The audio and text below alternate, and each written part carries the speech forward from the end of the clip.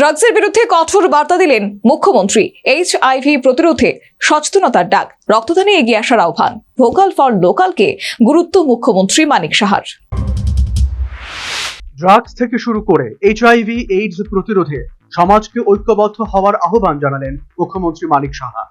পাশাপাশি ফের নেশামুক্ত সমাজ করার ডাক দিলেন তিনি। পরিবেশ নির্মল ও স্বচ্ছ রাখার উপর জোর দেন মুখ্যমন্ত্রী মানিক সাহা। যানজট নিরসনে সকলকে সচেতন ভূমিকা নেওয়ার পরামর্শ দেন তিনি।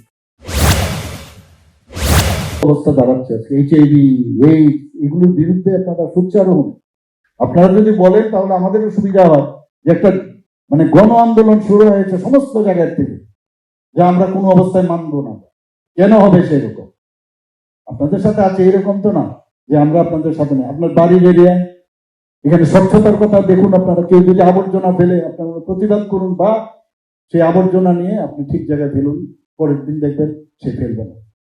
যানজটের অর্ধেক কিন্তু যানজট কেন হবে? একটা স্পেসিফিক জায়গার মধ্যে যদি কেউ গাড়ি বা বাইক রাখে তার বিরুদ্ধে প্রতিবাদ করুন। আপনার সংগঠন থেকে আপনারা ডাকুন যে এরকম আপনার কেন করছো তোমরা এটা আপনারা করতে পারেন। সাধারণ মানুষের রাস্তায় কেন?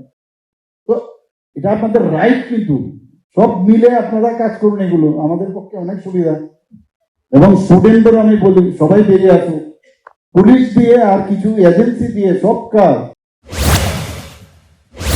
সুকান্ত একাডেমিতে association of service engineers of ত্রিপুরার রক্তদান শিবিরে যোগ দিয়ে মুখ্যমন্ত্রী বলেন, ড্রাগসের বিরুদ্ধে সামাজিক আন্দোলন গড়ে তুলতে হবে। তিনি স্পষ্ট ভাষায় জানান, এইচআইভি প্রতিরোধে সচেতনতা ও নিয়মিত স্বাস্থ্য পরীক্ষা অত্যন্ত জরুরি। যুব সমাজকে নেশা থেকে দূরে থাকার বার্তাও দেন তিনি। মুখ্যমন্ত্রী বলেন, রক্তদান মানবতার সর্বোচ্চ দান। তিনি সকল সুস্থ নাগরিককে নিয়মিত রক্তদানে এগিয়ে আসার আহ্বান জানান। দেশের ইঞ্জিনিয়ারদের অবদানের কথাও উল্লেখ করেন তিনি।